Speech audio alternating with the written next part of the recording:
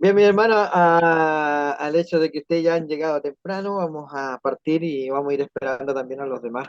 Vamos a ir ya compartiendo lo que es este estudio. Así que vamos a ir conociéndonos un poquito porque yo igual, como estoy haciendo otro estudio teológico, entonces no he podido estar con ustedes y comparto estudios en el seminario. Tengo otro grupo también que estamos trabajando los días lunes, miércoles y jueves. Cuando no estoy con ustedes, estoy con otro grupo. Así que vamos a intentar estar con ustedes también, compartir estas horas, pidiéndole al Señor y vamos a ir conociendo. Bien, en el nombre del Señor. Vamos a orar entonces para que el Señor nos guíe en esta tarde, nos dé claridad y nos eh, en la buena medida aprendiendo lo que Dios tiene hoy preparado para nosotros y conocerle cada día un poquito más de lo que es Él. Bien, mis hermanos, en el nombre del Señor, te doy gracias, Padre Santo, porque en esta hora poder reunirnos, a dejar este tiempo, Señor, para dedicarlo a ti, Señor. Ciertamente vamos a encontrar riqueza y vamos a encontrar, Padre Celestial, un tiempo en el cual estamos aprovechando para nuestras vidas y sabiendo, Señor, que nos preparamos para una vida mucho mayor de la que tenemos acá.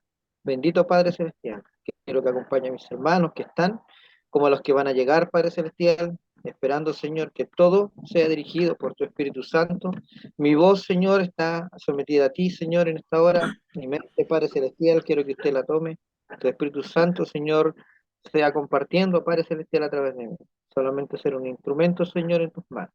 Bendice a mis hermanos a la distancia. Guárdales, Señor, y que vayamos, Padre Celestial, aprendiendo juntos y pudiendo conocerte cada día más. En el nombre de Jesús. Amén. Bien, mis hermanos. Yo les tenía un poquito preparado acá. Vamos a ver si podemos ir empezando a hacer todo nuestro quehacer. El día de hoy nos toca compartir la fe. Quiero compartirle un videito ya que todavía faltan algunos hermanos. Capítulo 2. Luego, 14 años más tarde, regresé a Jerusalén, esta vez con Bernabé, y Tito también vino. Fui a Jerusalén porque Dios me reveló que debía hacerlo. Durante mi tiempo allí, me reuní en privado con los que eran reconocidos como los dirigentes de la iglesia y les presenté el mensaje que predico a los gentiles. Quería asegurarme de que estábamos de acuerdo, porque temía que todos mis esfuerzos hubieran sido inútiles y que estaba corriendo la carrera en vano. Sin embargo, ellos me respaldaron y ni siquiera exigieron que mi compañero Tito se circuncidara, a pesar de que era griego. Incluso esa cuestión surgió solo a causa de unos supuestos creyentes, en realidad falsos, que se habían infiltrado entre nosotros. Se metieron en secreto para espiarnos y privarnos de la libertad que tenemos en Cristo Jesús, pues querían esclavizarnos y obligarnos a seguir los reglamentos judíos. Pero no nos doblegamos ante ellos, ni por un solo instante. Queríamos preservar la verdad del mensaje del Evangelio para ustedes. Los líderes de la iglesia no tenían nada que agregar a lo que yo predicaba. Dicho sea de paso, su fama de grandes líderes a mí no me afectó para nada, porque Dios no tiene favoritos.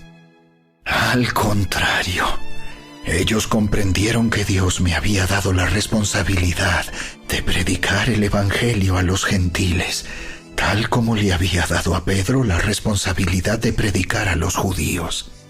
Pues el mismo Dios que actuaba por medio de Pedro, apóstol a los judíos, también actuaba por medio de mí, apóstol a los gentiles.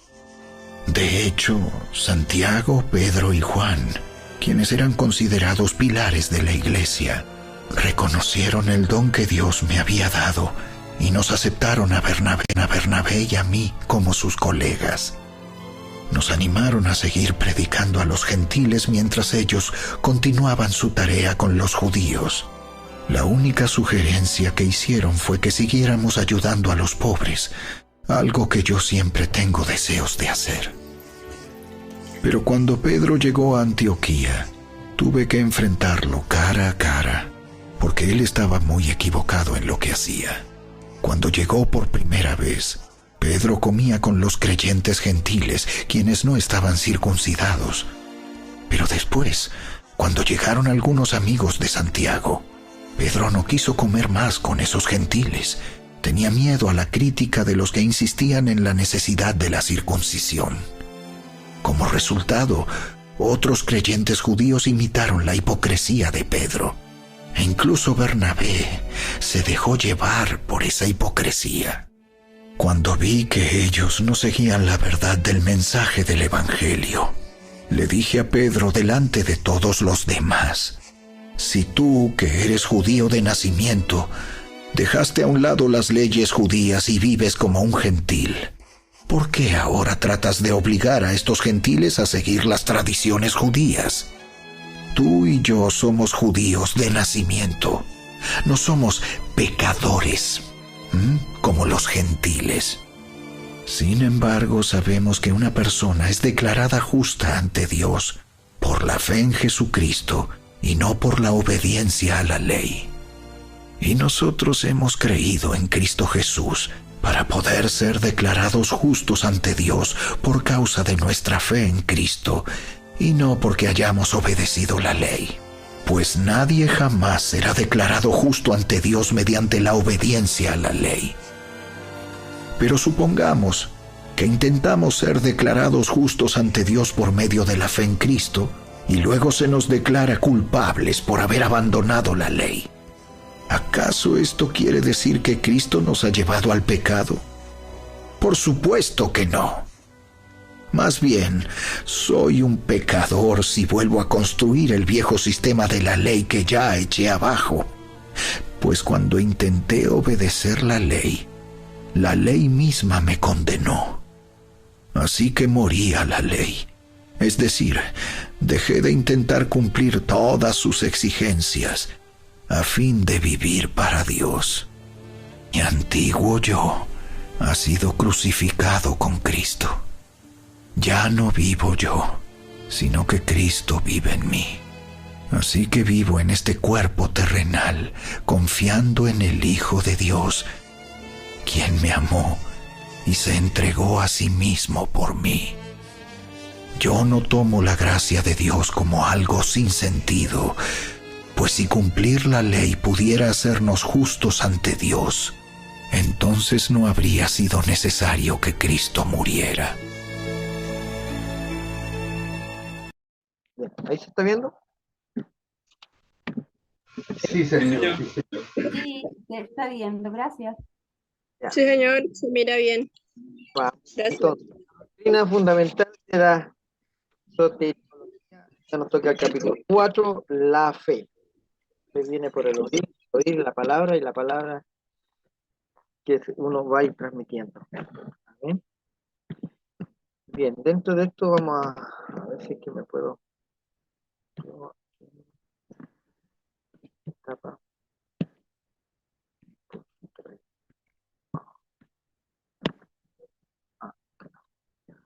Para este capítulo definiremos qué es la fe, tanto para el Antiguo Testamento como para el Nuevo Testamento, ya que los conceptos que tenemos en el judaísmo como cristianismo tienen conceptos en comunes y diferencias, ya que pueden ser importantes en algunos aspectos. Vamos a ver lo que es la fe en un tema de concepto, en un tema intelectual y también espiritual. Eso es lo que vamos a intentar de ir descifrando. ¿Ya, mis hermanos?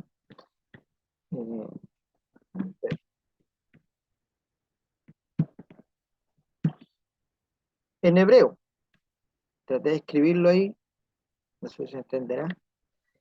Emuna, que tiene como significado firmeza y fidelidad.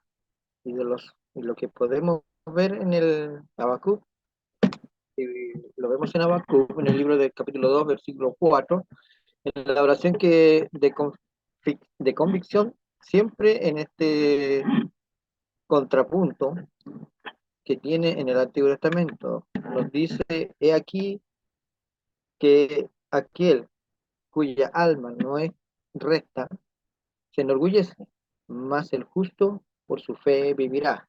Es lo que nos comparte en Habacuc, ¿ya? Job, a su vez, nos dice en el capítulo 19, yo sé que mi Redentor vive, y al fin se levantará sobre el polvo, y después deshecha esta mi piel, en mi carne he de ver a Dios, el cual veré por mí mismo, y mis ojos lo verán, y no otro aquel, aunque mi corazón desfallece dentro de mí. Estas fueron las palabras de Job cuando él estaba en una dura prueba, ¿cierto? Eh, Mientras él pasaba ello, para poder entender lo que era Dios, así que cuando ya vio que las cosas que él entendía, después nos dice, he aquí ahora mis ojos te ven, ¿cierto? He aquí ahora mis ojos te ven y ahora sí entiendo, puedo entenderte a ti. Después que todo lo que le dijo Job a Dios y después Dios hizo su réplica a grandes rasgos y Job tuvo que decir que él no entendía y no conocía, no le conocía. Y finalmente después de esto vemos cuál fue la reacción de Job al ser un hombre íntegro, ¿ya? Aquí vemos la fe en alguna medida con el Antiguo Testamento, con estos primeros hombres, antes que nosotros tuviésemos la gracia, antes que hubiese la ley. ¿De qué forma podíamos ver nosotros la fe? La fe nosotros la veíamos a través de seres, como decía aquí, justos, ¿ya? ¿Y cómo eran de justos? ¿Cómo lo medía el Señor si no teníamos nosotros, eh, no teníamos la ley, ni tampoco teníamos esta gracia que hoy nosotros tenemos para poder creer? Con su rectitud, ¿cierto? Estos varones alcanzaron justificación y eso demostraba una fidelidad y una firmeza en lo que ellos estaban creyendo, y a eso se le llamaba fe. En Isaías declara y declarad y presentad vuestro caso, si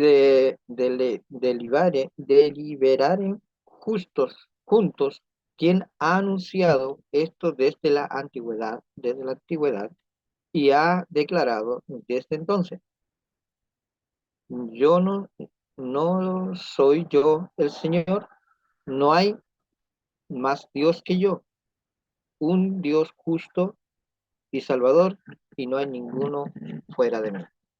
Lo que declara a Isaías, ¿ya? Para poder entender un poquito el contexto aquí, no sé si se acuerdan de Isaías cuando él llega, está delante de la presencia del Señor en una visión, cuando ve a los ángeles, y él ni siquiera se encontraba justo, no se encontraba apto para estar en la presencia, y un ángel va y le pone el carbón en sus labios, y ahora le dice que ahora es del limpio, ¿cierto? Y justo. Volvemos a lo que nosotros decíamos, que en la antigüedad, antes de la ley, ellos eran justificados por la confianza, la fidelidad, ¿cierto? La firmeza de lo que estaban creyendo. Entonces, Isaías demuestra en alguna medida ese tipo de fe, ¿ya? La fe en el tiempo de los patriarcas. Vean la lista bastante larga que está en Hebreos capítulo 11. Nosotros vamos a la Biblia y vemos en el capítulo 11 de Hebreos, ¿cierto? Vamos a encontrar una lista bastante larga, donde se nos muestran a Abel, se nos muestra a Enoc, se nos muestra a Noé, a Abraham, a Sara, y así a Moisés, ¿cierto? Y que Dios los llama justo, los llama justo y de fe, si lo recuerdan bien ustedes, ¿cierto? Entonces, en alguna medida tenemos a Abel, a Enoc. Abel, ¿por qué fue llamado justo? Fue porque él, de lo que le enseñó a Adán, cuando ellos pecaron, Dios les dijo para que ellos puedan ser en alguna medida perdonados, ellos van a tener que sacrificar un corderito y derramar la sangre, ¿cierto?, en un altar y todo eso. Y Abel fue llamado justo por su fe, por su acción, por lo que estaba haciendo. Y su hermano Caín no fue llamado así. Si ustedes ven un poquito ahí en esa acción, la única diferencia que hubo es que uno hizo en obediencia a lo que se le había pedido y el otro hizo en alguna medida en desobediencia y quiso traer lo que él tenía, ¿ya? Lo que él creyó, lo que él veía que podía ser justo, porque él, si ustedes hacen recuerdo, Caín era un labrador y Abel era ovejero, ¿cierto? En esa medida. Entonces, vemos cómo la acción en esos tiempos, la acción se le llamaba la fe, ¿ya? Por lo que tenían ellos, por lo que se les había enseñado. Lo mismo a Enoc, ¿ya? También se le cuenta como un hombre de fe. A Noé, el creer de que iba a llover cuando nunca había llovido, con una fe sin ver nada, salvó a su familia, salva a los animales que estaban, ¿cierto?, que entraron al arca, y con ello nos salva a toda la humanidad, tan solo por accionar lo que Dios le había pedido que hiciera, él lo hace, y en la firmeza de que él lo que estaba haciendo estaba en lo correcto, se le llama justo, ¿ya? En la fe, en el periodo de la ley, antes del advenimiento. Esta fe es justamente antes de Cristo, si ustedes recuerdan, tuvimos nosotros, vemos en el Antiguo Testamento la promesa de que iba a venir un Salvador, de que cómo entró el pecado en el mundo, cómo vinieron siendo ciertas medidas para poder alcanzar la justificación delante de Dios, ¿ya? Entonces, antes del advenimiento, antes que llegue Cristo a la tierra, eh, se contaba con la ley. En Primera de Juan, capítulo 3, verso 4, si alguien lo busca por ahí y lo lee, lo mismo que más o menos está escrito ahí, y el versículo 19, por favor, para que vayamos unos a otros compartiendo. Una consulta, ustedes dentro de aquí del estudio hacen un tiempito de descanso, un break, o es continuo nomás.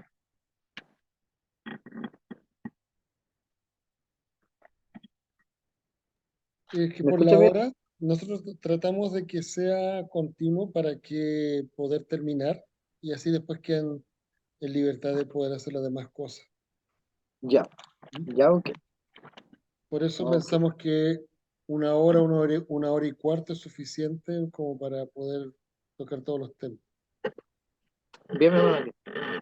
Ok, entonces seguimos para allá.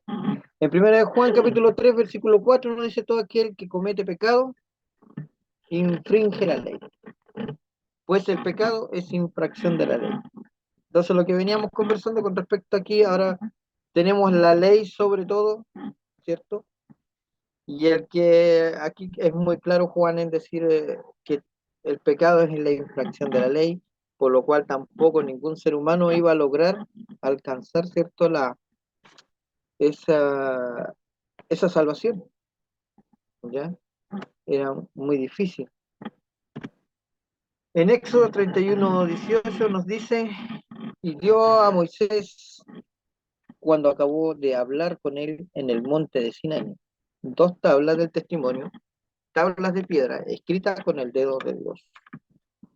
Ahora, esta ley, el hombre no la podría revocar, el hombre no la podría cambiar, el hombre no podría, por la sencilla razón que fue escrita digámoslo así, por la autoridad máxima, ¿ya?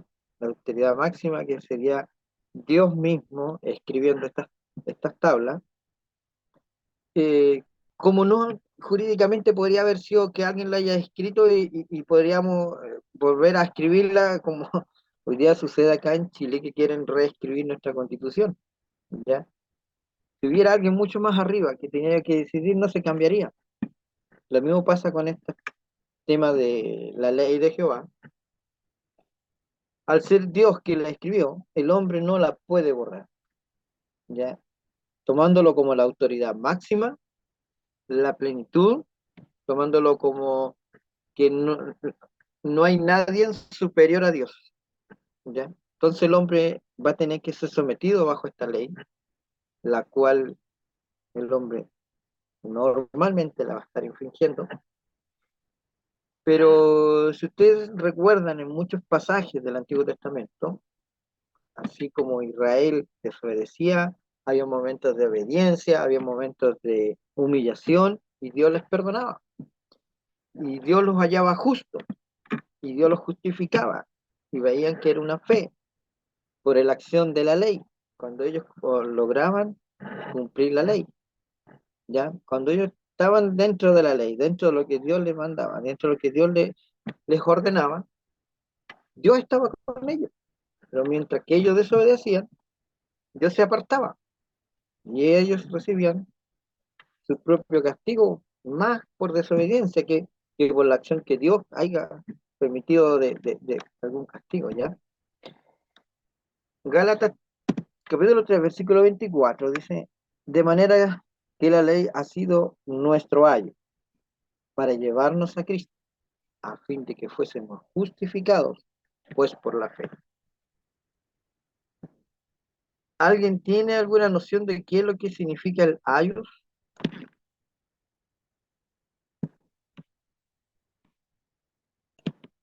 Tienen el micrófono libre, hermanos, si quieren responder ahí.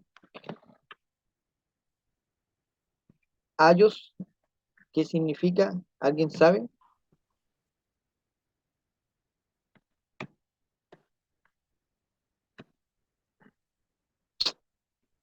Bien, pero yo avanzando. Ayos.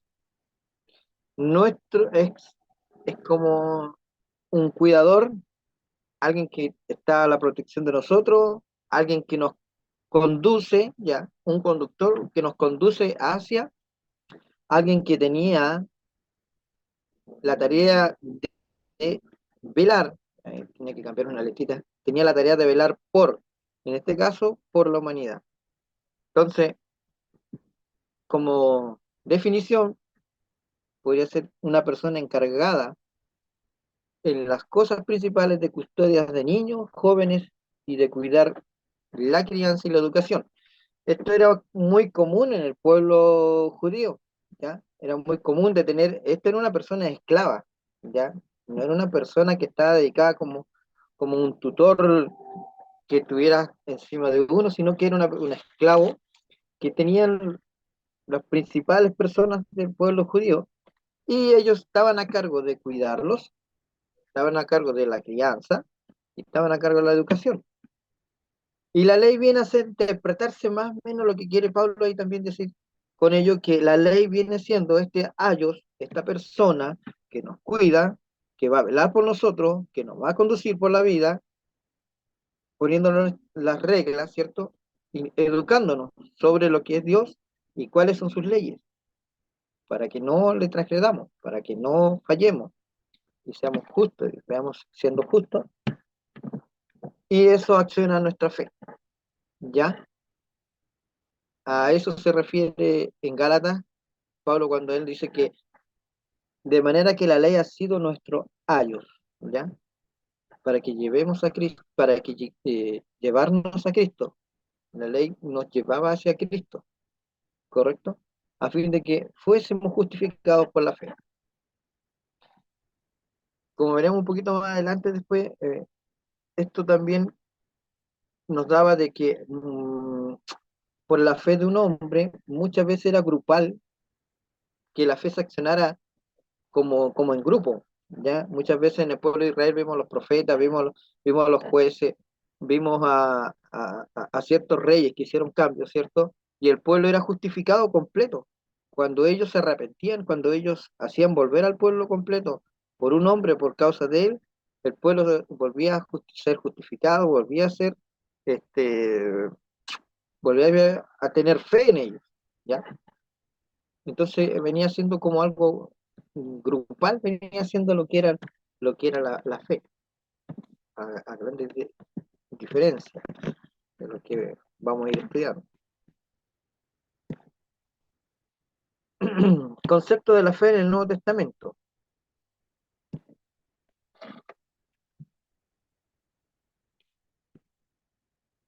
En el Nuevo Testamento hay dos palabras usadas en griego para la fe, el tipis y el pisteuo,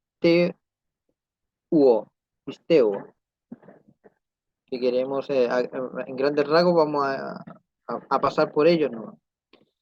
El pistis tiene como un doble significado. Una parte es una una convicción fundada sobre la confianza de una persona o el testimonio de una persona, ¿ya?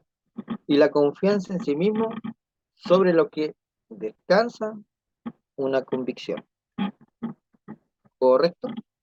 Entonces tenemos la interpretación de que es de una persona, la confianza en una persona o en el testimonio de aquella persona de lo que está hablando, es lo que significa pistis, lo que es la fe. El otro enunciado es pisteo, significa confiar, encomendar a. Por ser un verbo, tiene varias derivaciones que son intereses por lo que profundizan los conceptos de los apóstoles, dieron por lo que profundiza los conceptos que los apóstoles dieron en sus escritos y enseñanzas. Aquí vamos a ver todo lo que es para el Nuevo Testamento, ¿cierto? Lo que era pisteu.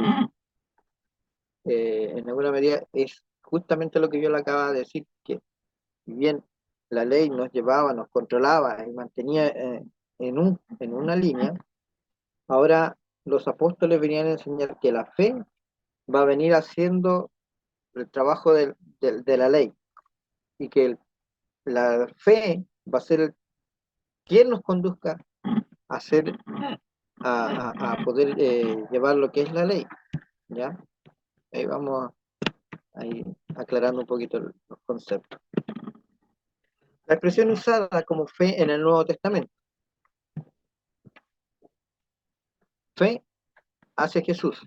Ya comenzamos a ver todo lo que comienza ahora en la segunda parte de nuestra Biblia, ¿cierto? En el Nuevo Testamento, donde todo lo vamos a centrar hacia Jesús, ¿ya? Este tipo de fe se refiere a una mirada constante hacia una persona, en este caso hacia Jesús, ¿ya? El primer concepto de las expresiones que están dentro del Nuevo Testamento es la fe hacia Jesús, y esto va a ser hacia la persona de Jesucristo, que a nosotros nos vino a redimir, y Él cumplió en totalidad y en cabalidad lo que es la ley, ¿ya? La cual a nosotros nos condenaba. Fe como la necesidad de nutrirse en algo. Ese es otro concepto, otra expresión que se está utilizando en el Nuevo Testamento, ¿cierto? La necesidad, eso es algo que yo necesito, que yo busco, que necesito llenar un vacío o algo que está cuando uno tiene hambre, tiene sed, ¿cierto? A esa fe se refiere. Es el proceso de reconocer el hambre y la sed de algo o alguien y que involucra perseguirlo hasta alcanzarlo, que entiende la falta de su vida espiritual. En el caso nuestro, que estamos estudiando a través de la fe en las escrituras, es la necesidad espiritual, ¿ya? Nuestra necesidad espiritual, que queremos llenarla con algo, y ese algo, como dice la Biblia, tiene la forma del Señor, tiene la forma que el Señor le ha dejado para que el hombre lo busque. Fe como acto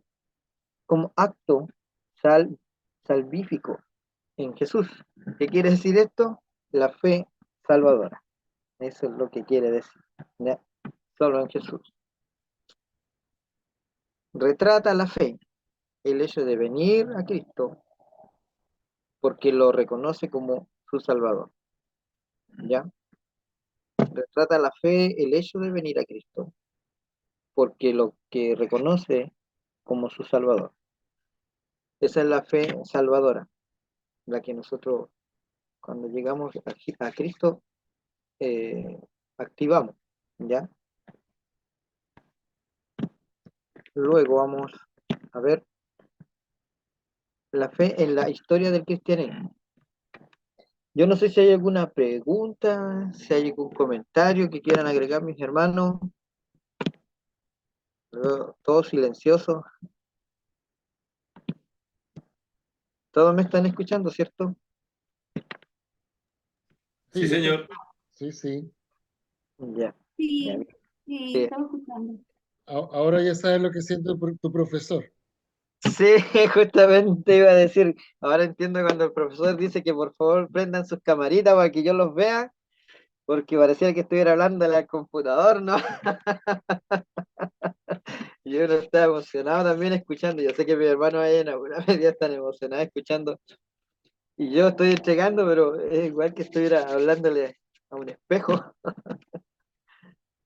Pero eso en alguna medida, lo que más o menos queremos entrar en terreno sobre lo que es la fe, antes de la ley, durante la ley, en el Nuevo Testamento, ¿cierto? Y cuando ya llega Cristo a la tierra, ¿ya?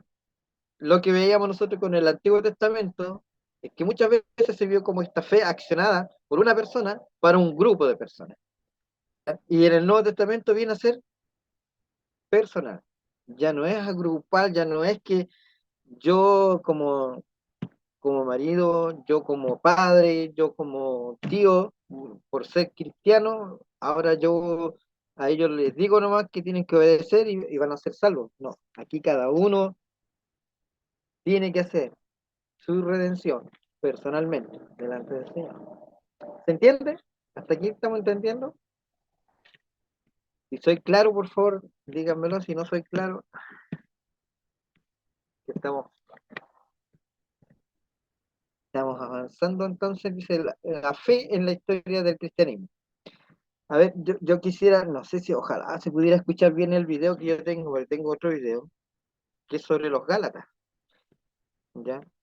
Voy a ir un ratito a ver si puedo compartirle ese video. Ojalá lo pudiéramos escuchar. No porque no lo podamos leer, sino porque eh, el relato a mí me gustó. De repente uno ve ciertas cosas y quiere aprovecharlas.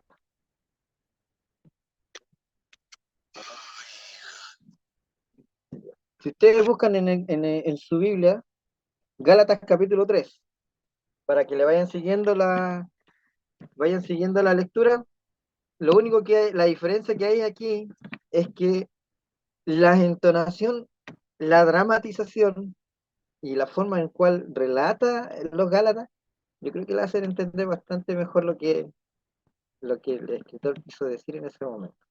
Capítulo 3. Ay, Gálatas tontos. ¿Quién los ha hechizado? Pues el significado de la muerte de Jesucristo se les explicó con tanta claridad, como si lo hubieran visto morir en la cruz. Déjenme hacerles una pregunta. ¿Recibieron al Espíritu Santo por obedecer la ley de Moisés? ¡Claro que no!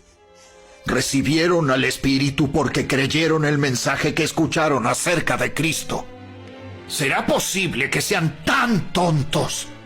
Después de haber comenzado su nueva vida en el Espíritu, ¿por qué ahora tratan de ser perfectos mediante sus propios esfuerzos? ¿Acaso han pasado por tantas experiencias en vano? No puede ser que no les hayan servido para nada.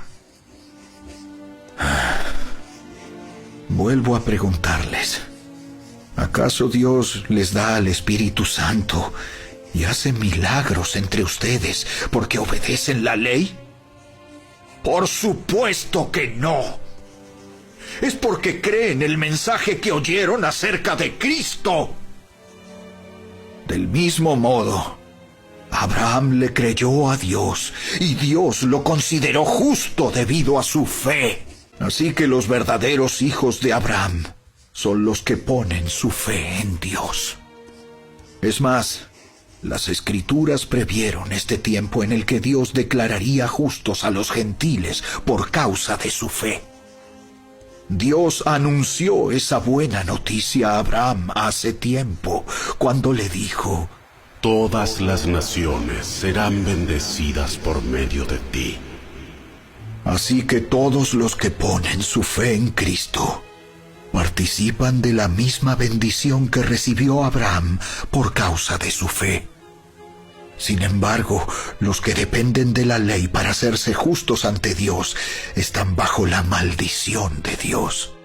Porque las Escrituras dicen: maldito es todo el que no cumple ni obedece cada uno de los mandatos que están escritos en el libro de la ley de Dios. Queda claro, entonces, que nadie puede hacerse justo ante Dios por tratar de cumplir la ley, ya que las Escrituras dicen: es por medio de la fe que el justo tiene vida. El camino de la fe es muy diferente del camino de la ley, que dice: es mediante la obediencia a la ley que una persona tiene vida.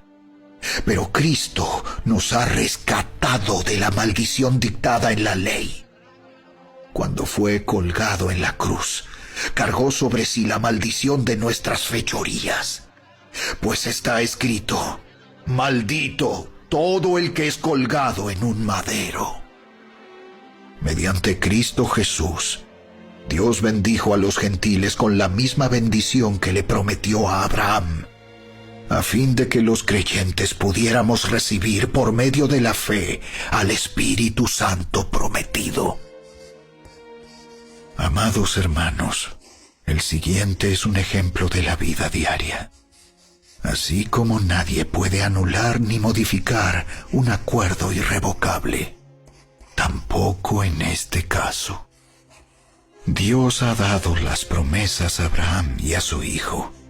Y noten que la Escritura no dice a sus hijos, como si significara muchos descendientes.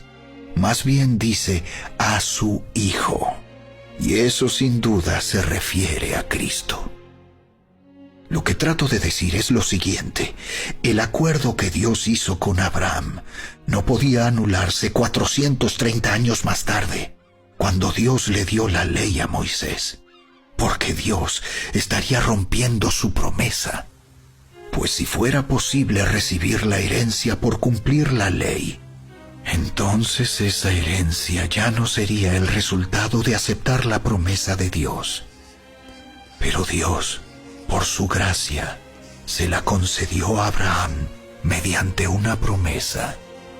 Entonces, ¿para qué se entregó la ley? Fue añadida a la promesa para mostrarle a la gente sus pecados. Pero la intención era que la ley durara solo hasta la llegada del Hijo prometido. Por medio de ángeles, Dios entregó su ley a Moisés, quien hizo de mediador entre Dios y el pueblo. Ahora bien, un mediador es de ayuda si dos o más partes tienen que llegar a un acuerdo. Pero Dios, quien es uno solo, no usó ningún mediador cuando le dio la promesa a Abraham. ¿Hay algún conflicto entonces entre la ley de Dios y las promesas de Dios? De ninguna manera. Si la ley pudiera darnos vida nueva, nosotros podríamos hacernos justos ante Dios por obedecerla.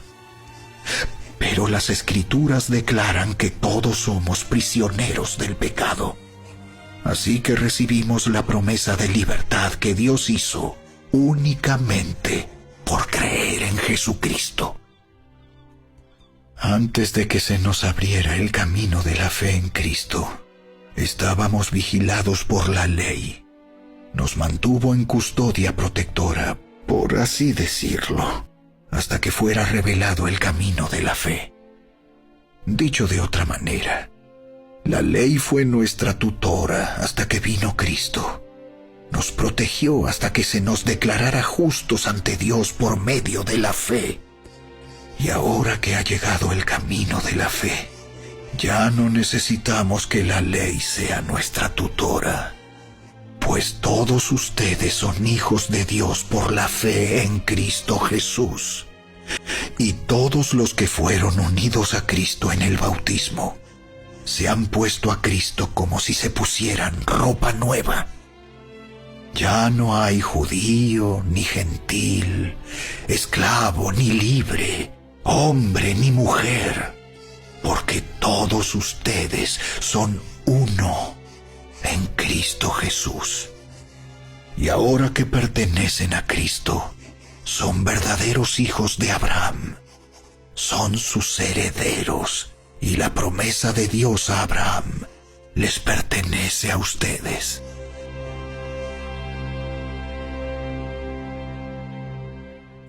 Vemos justamente lo que yo le venía conversando sobre cómo eran justificados aquellos hombres como Abraham, ¿cierto? En el versículo 6 mostraba que eran justificados por la ley, y él eran llamados hombres de fe, ¿ya? Aquí a los Corintios, a los Gálatas, le llama la atención Pablo. Si empezando que él le enseñó la fe en Cristo, esta fe salvadora, ¿por qué terminar en la ley cuando la ley los condena? ¿Ya? Cuando justamente lo que veíamos en Habacuc, que el justo por la fe vivirá, ¿ya? Y les reclama a los Gálatas y les dice, ¿por qué hacen esto ustedes si yo les enseño que ahora la fe es nuestra justificación? Por tanto, por la fe somos justificados, ¿ya? ¿Por qué ustedes tienen que entrar a la ley cuando la ley los está condenando? Déjense, en alguna medida, por lo que decía Pablo, ahí déjense de andar jugando con la ley cuando nosotros tenemos la fe. No hagan más de andar por la ley, por las obras. Las obras ya no son las que valen. Es la fe y la fe creer en Cristo para salvación. ¿Ya? Eso es lo que Pablo en grandes rasgos le está criticando a los Gálatas. Era lo que veíamos en la lectura. La fe en la historia del cristianismo. Digamos con nuestro... ¿Ver ahí? Con la llegada de Cristo a la tierra, se asegura un cambio en el concepto de la fe, pasa de una promesa a una realidad, ya que este trato deja el trato grupal, lo que veníamos conversando, pasa a ser personal, ¿ya? El trato ahora ya no es grupal, es personal. La fe en los evangelios, ¿cómo se presenta en estos libros, en estos primeros libros del Nuevo Testamento? Muestra a Cristo como quien cumple la ley para que Él sea, para que Él se transforme en nuestro abogado, mediador, salvador, siervo de Dios y el objeto de nuestra fe. ¿Ya? Eso es como lo muestran los evangelios, como una persona que vino a cumplir la ley para ser justificado, pero mediante eso Él hace la transformación para que Él hoy día nosotros seamos justificados nosotros a través de Él. Justificados pues por la fe tenemos nosotros paz para con Dios. ¿Ya? Entonces ahora nosotros, mediante Jesucristo, la fe en Jesucristo, la salvación que nos entrega Jesucristo, somos justificados para ser presentados delante de Dios Padre. ¿Ya? Y Él va a ser nuestro abogado ahora, nuestro mediador, nuestro salvador, nuestro siervo, y el objeto de nuestra fe, es como lo muestran los evangelios. La fe en el libro de los Hechos. ¿Cómo lo vemos en el libro de los Hechos? En una iglesia naciente, este libro muestra los distintos modos de ocuparse o ocupar la fe. Esto lo descubrimos en el resto de los libros, que Pablo, justamente lo que yo le contaba ahí, en Gálatas, él les enseña sobre la fe y ellos, viendo la fe, sabiendo de la fe, se van por la ley. Entonces, es lo que nos muestra los hechos, de que comenzaron ahora ya no era la ley la que lo iba a salvar, sino que ahora era la fe en Cristo. La fe en las cartas Paulinas. ¿Cómo lo muestra? La fe se muestra en las cartas Paulinas, radica en mostrar que el judaísmo actúa como hacedor de la fe vía un cumplimiento de la ley. Volvemos a repetir lo mismo, que los judíos, a través de la fe, ellos eran cumplidos, pero siempre que ellos cumplían la ley. Pero en cambio, en estas cartas veremos lo que se plantea, que la fe salvadora en Cristo nos lleva a cumplir la ley. Hoy día nosotros sabemos ya a través de estas cartas que la fe es nuestra acción y esa acción nos va a llevar a cumplir la ley de lo que Dios quería, de lo que Dios estaba pidiendo, de lo que el Padre estaba pidiendo y que nunca lo pudieron alcanzar hasta que vino Jesucristo y Él nos rompió esta maldición, como lo decían los Gálatas. Él quebrantó esta maldición para que nosotros hoy podamos ser salvos, para que nosotros podamos hoy tener la posibilidad de entrar al reino de los cielos o al reino de Jesucristo, al reino de Dios. ¿Ya? ¿Entiendes? Vamos a ver la fe antes de la reforma. ¿Cómo era vista la fe antes de la reforma? No existía mayor reflexión o análisis de la naturaleza de la fe, ni menos en una definición de la misma. La fe era considerada como la base del testimonio y de la salvación, como una forma intelectual, llegando a ser un sentido de objeto como designación de algo que debe ser creído como religión. Pasado el tiempo, aún mayor, se distorsiona para que después pasa a tener la posición de religión como objeto de fe. En vez de que nosotros pongamos nuestra fe en Jesucristo, ponemos la religión para que nosotros nos lleve a la fe. O sea, hacemos otro traspaso ahí de cosas que ya estamos poniendo todo lo que es la religión hoy en esos años y con respecto a esa religión te iba a llevar la fe. Y no era así, ¿ya? No es así. Así era la forma en que los antes de la reforma ya comenzaron a verlo. Después de la reforma, mientras la Iglesia Católica afirmaba que la fe y la justificación eran como asientos en el entendimiento e intelecto, ¿ya? Los reformadores la consideraban basada en la voluntad de Dios hacia el hombre. Yo creo que no hay mucho que agregar aquí con respecto a lo que, en alguna medida, esta religión, la religión católica, hacía con sus fieles, cómo ellos convertían, cómo ellos hacían que la iglesia creciera, porque no era muy natural lo que hacían, ya no era mucho la predicación, pero ellos sí adoptaban muchas cosas, y entre esas cosas era que la fe venía a afirmar que la fe y la justificación eran un mero acto intelectual o eh, que eran algo más del entendimiento, ¿ya? Pero los reformadores vieron como eh, Lutero, ¿cierto? Y otros que le seguían, vieron que frente a la palabra, esto era mera voluntad de Dios para con los hombres, ¿ya? No había ninguna razón de que la religión te llevara a Dios, sino que Dios en su voluntad nos lleva hacia Él, nos atrae, como dice la palabra. La fe en la tendencia teológica moderna.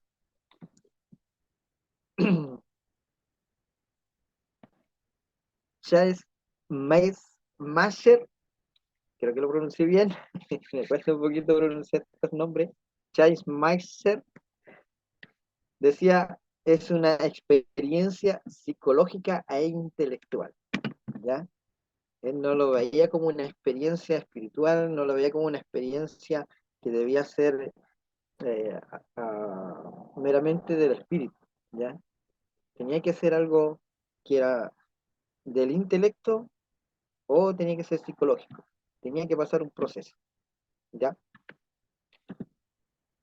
Pero tenemos a Bach y a Brunner, que decían sí al llamamiento de Dios y sí que Dios mismo produce en nosotros, un sí que Dios va a producir para nosotros, ¿ya?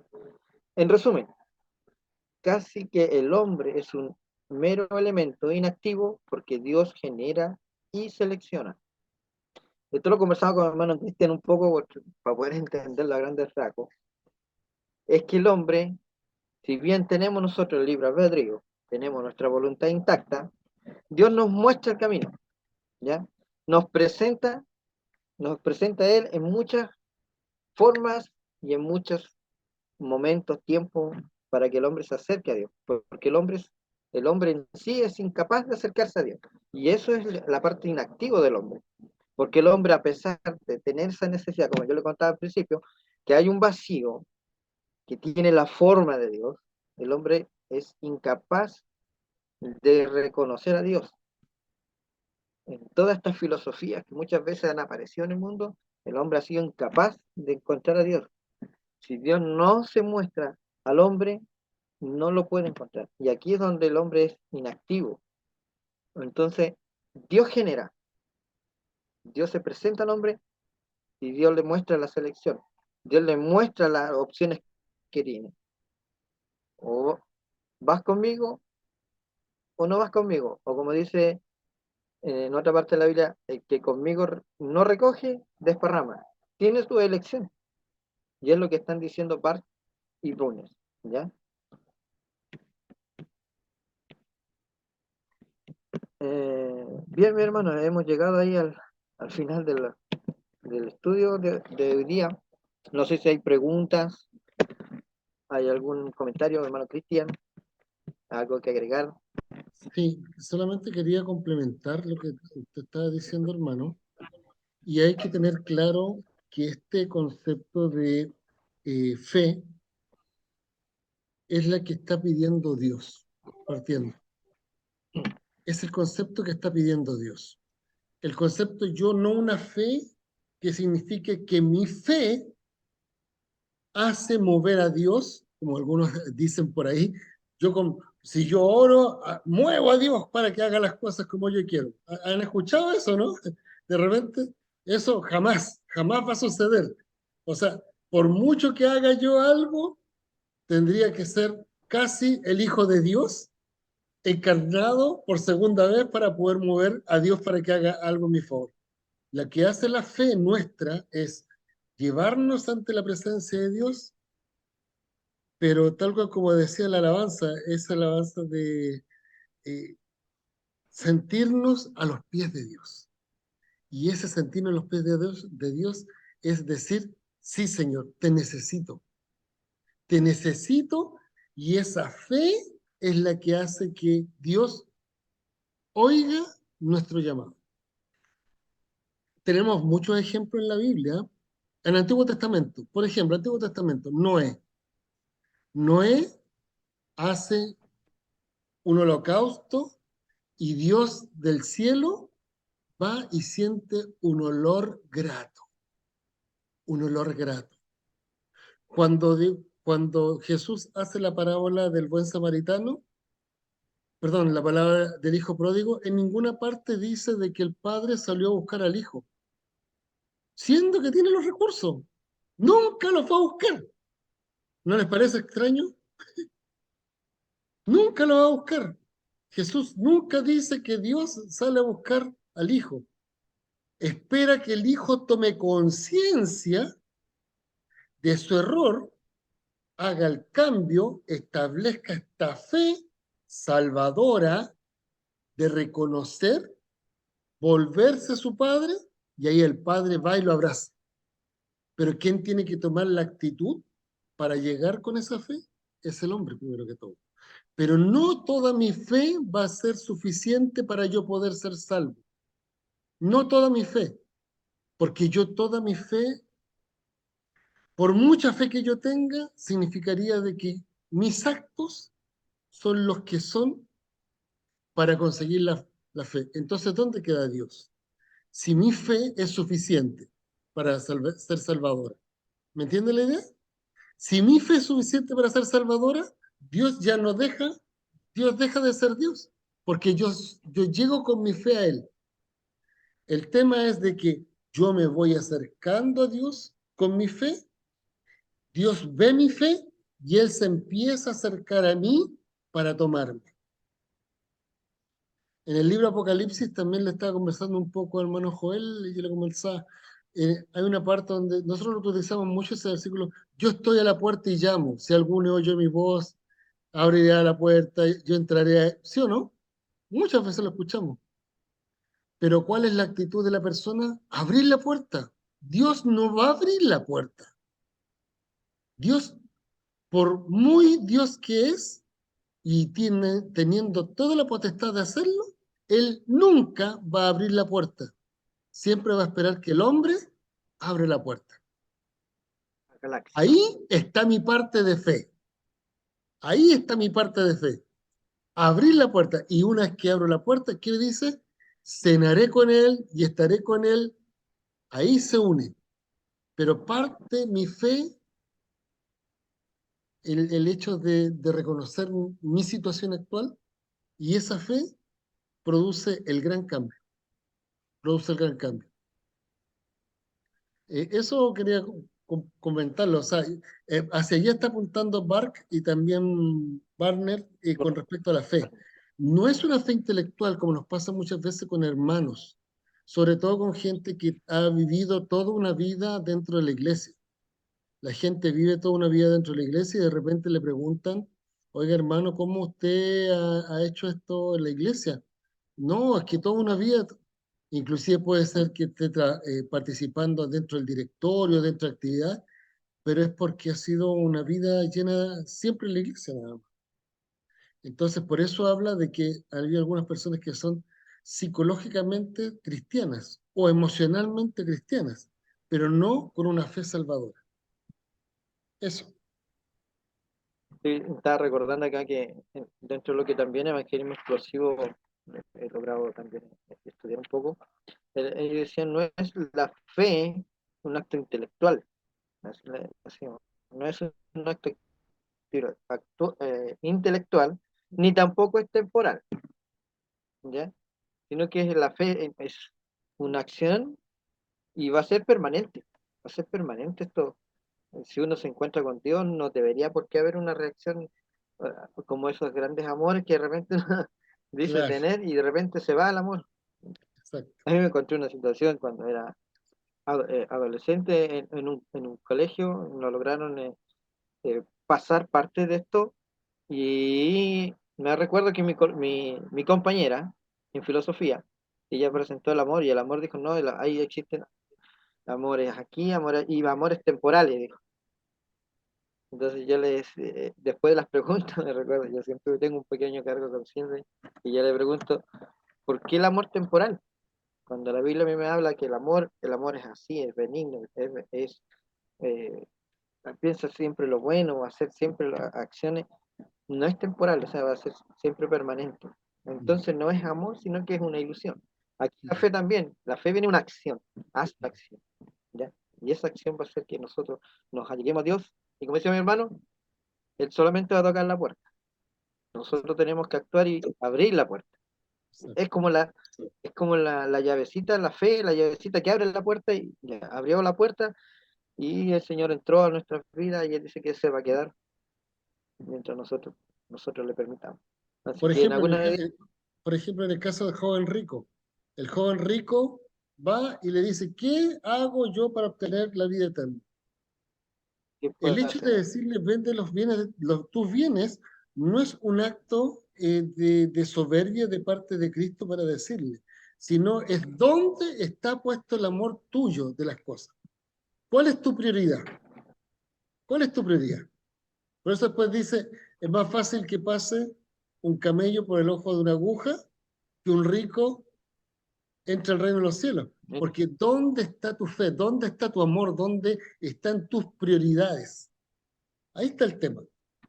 Ahí está el tema. Si uno mira la iglesia primitiva, en el libro de los Hechos. Justamente estoy haciendo una estrategia de acompañamiento pastoral que en el curso, en el curso del mismo nombre.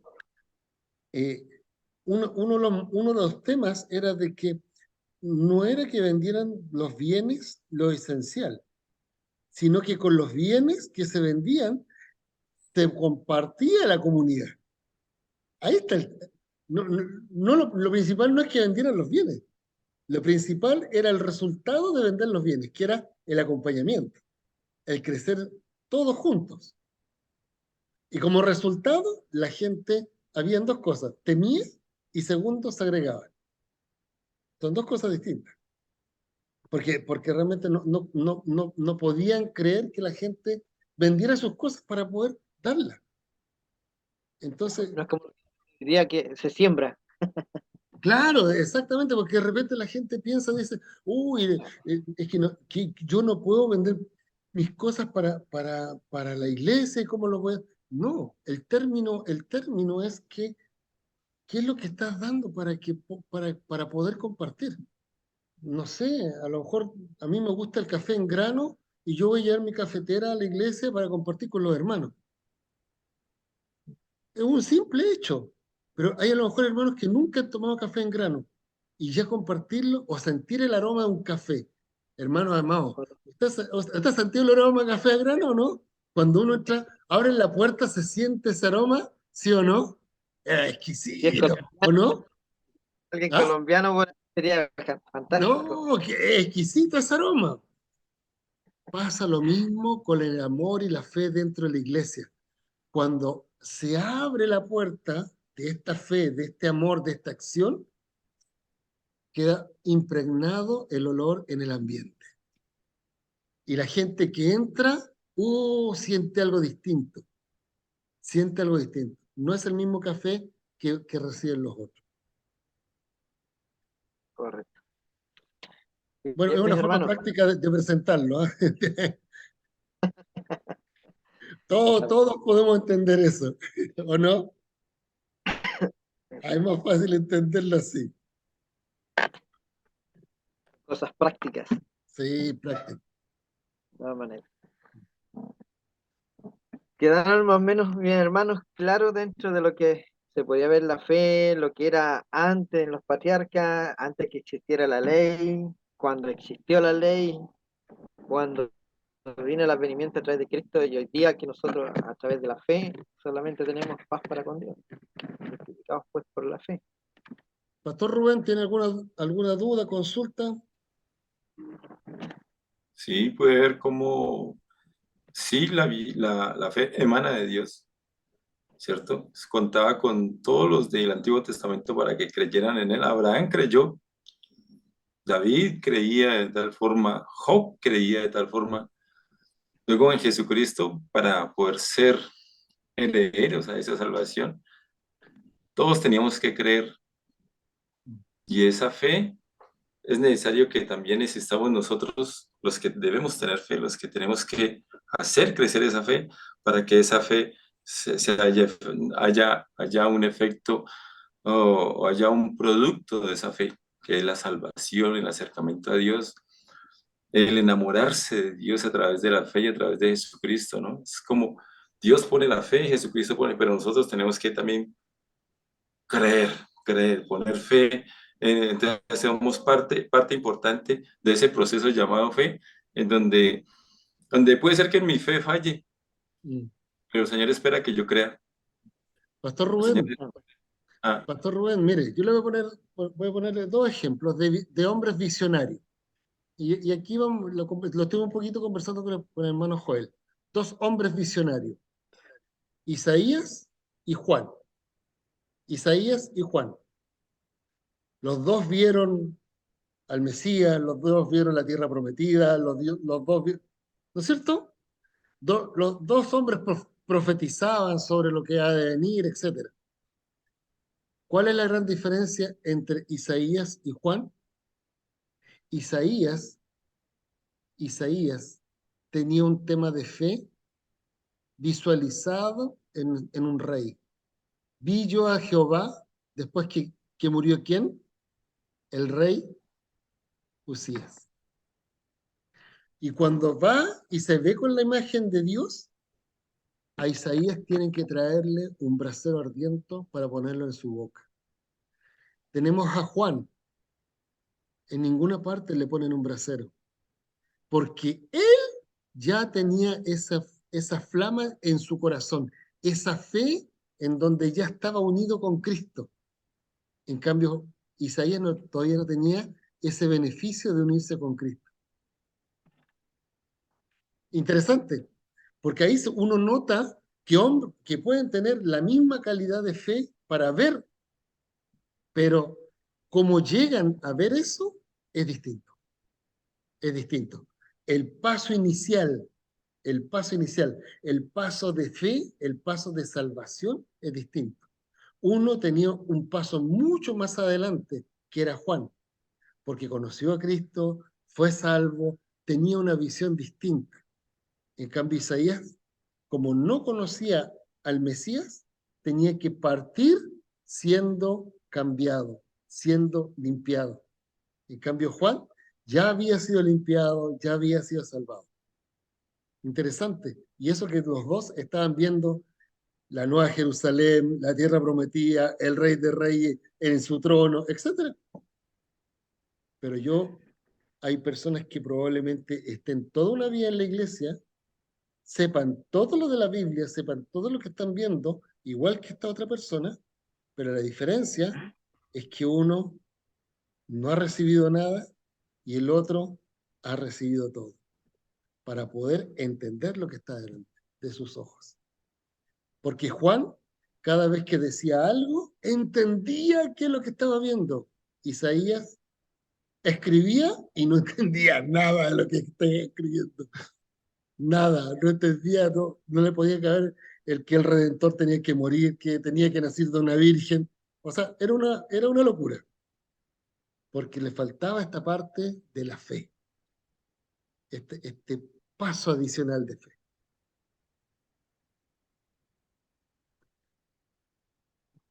Hermano Joel, no le quito más pero era la idea para que pudieran entenderlo, porque es bueno tener estos puntos, estos Sí. contrapuntos, porque ahí uno entiende un poquito más. Yo tengo que ser, ¿cómo se llama? Eh, tengo que también declararme un poquito también en esto cuando estaba estudiando. Entender, yo decía, ¿por qué hay una diferencia en el Antiguo Testamento y la fe en el Nuevo Testamento? No, pues si la fe es una.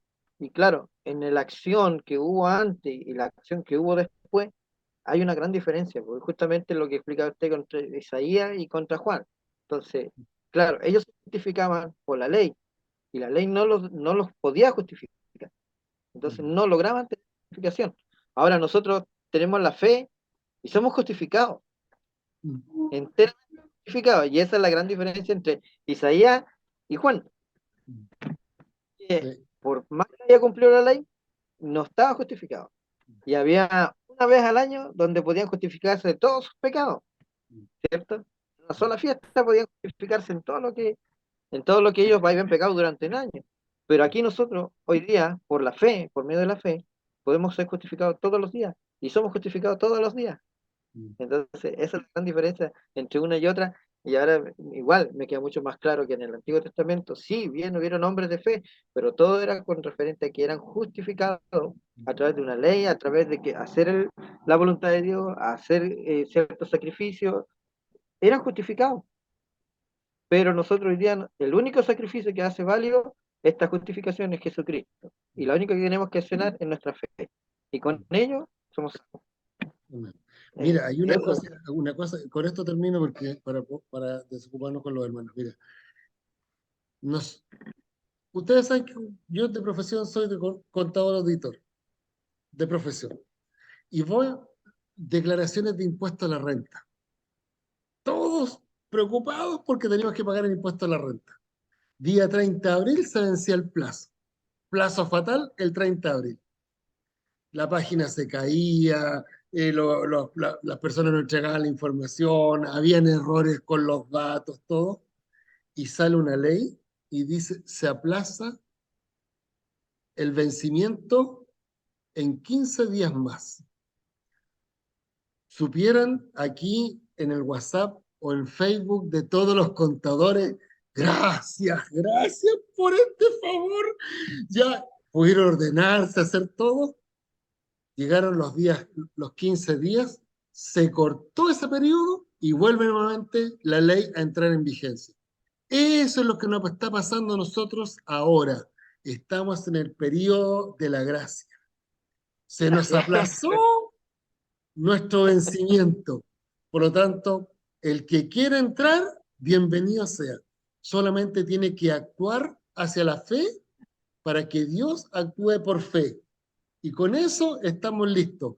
Si no, termina el periodo y vuelve nuevamente a establecerse la ley como punto de referencia. Y ahí vuelven a quedar.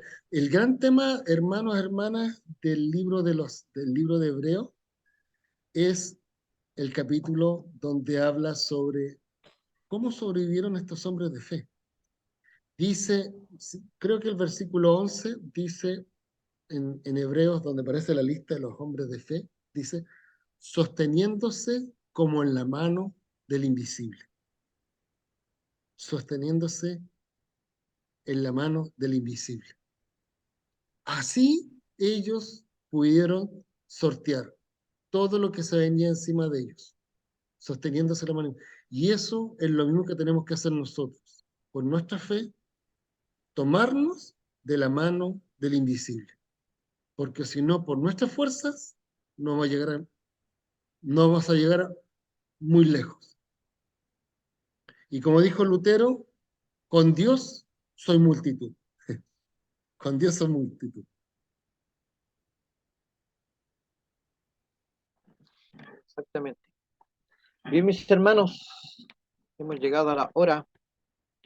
No quiero gastarle más tiempo de su existencia. Vamos a despedirnos. Si no hay ningún comentario más de mis hermanos que participaron hoy día, me quedé con las ganas de conocer a los demás. Buenas noches.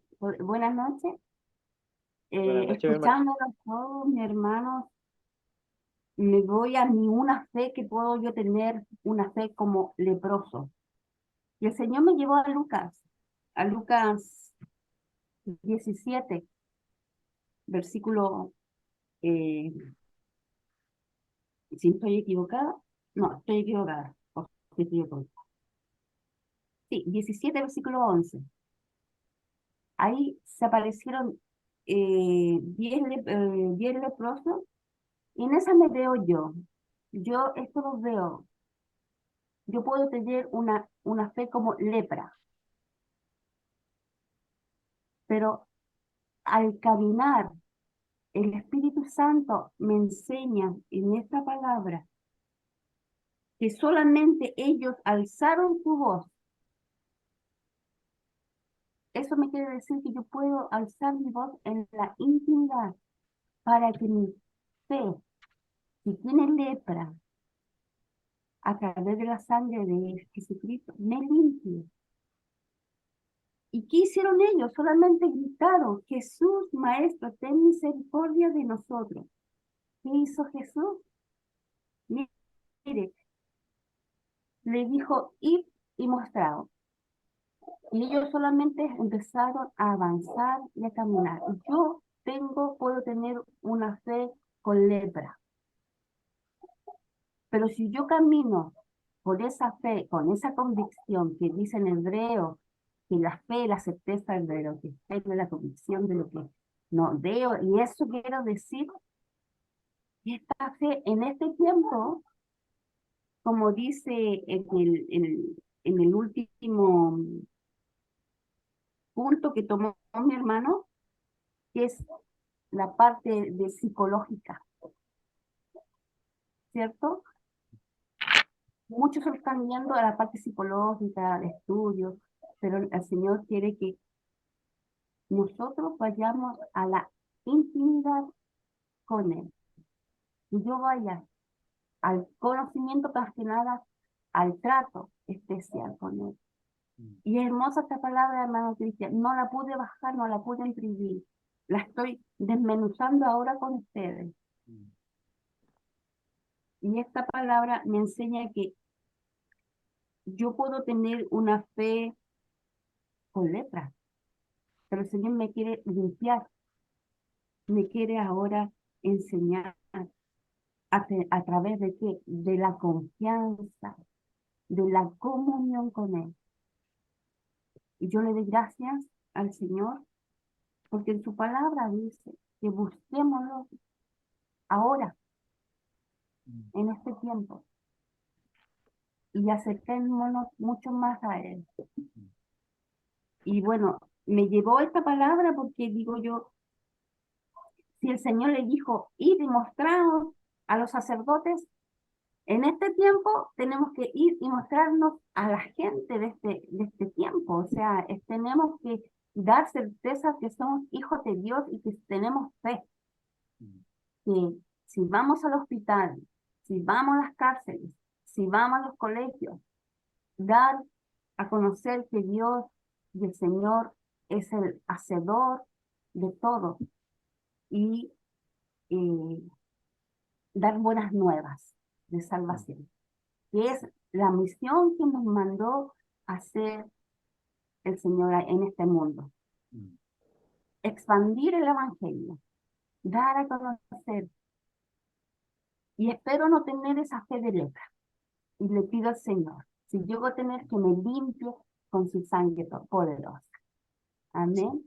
Amén. Gracias, mi hermano Joel. Gracias, mi hermano Cristian. Amén. Amén. Bien, mis hermanos, vamos a ir en fe, en oración, para que el Señor también ponga esto en nuestro corazón y vayamos viviendo como estábamos viendo, como viendo al invisible. Eso es fe. Después la fe, la certeza, la convicción. ¿Cierto? De lo que no se ve, de lo que se espera. Bien, mis hermanos, agradezco que hayan estado en este tiempo, que podamos juntarnos, que poder verlos, conocerlos también igual, y los conocer todo a poquito. Y esperando que de pronto te regrese hermano Cristian también. Que a la distancia igual que está.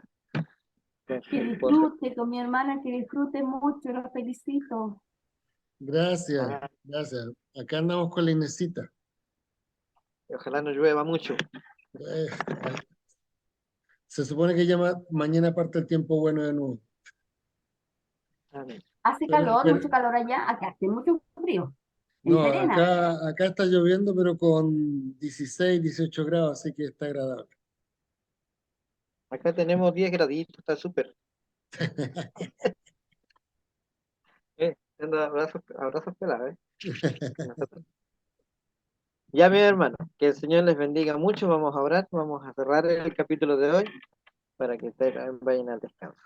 Amado Señor y Padre Celestial, te damos gracias por este momento del poder compartir con mis hermanos, el poder compartir esta parte de la riqueza que tú tienes para con nosotros, Señor, para entregarnos, para que nosotros las pongamos por obra, para que nosotros dispongamos de ellas también.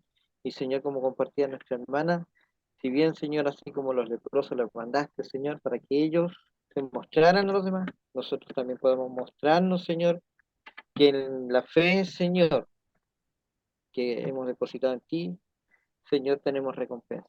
Y que el mundo vea, Señor, nuestro actuar, nuestro hablar, cada momento y cada instante. Seamos, Señor, testimonio de lo que tú has hecho en nuestra vida. Glorifícate, Padre Celestial. Da el descanso reparador en cada uno de mis hermanos. Y Padre Santo, esperando también que este el día de mañana nos acompañe, Señor, en todas nuestras casas. En el nombre de Jesucristo, nuestro Señor. Amén. Amén. Amén. Que el Señor les Bien, bendiga. bendiga. Como Bendiciones, salúdeme a Inesita, un abrazo. En su nombre. Chao, chao. Chao, Pastor Rubén. Pastor, mi hermano Salvador, nos Salvador. vemos. Chao, hermanas. Bendiciones para todos, el Señor.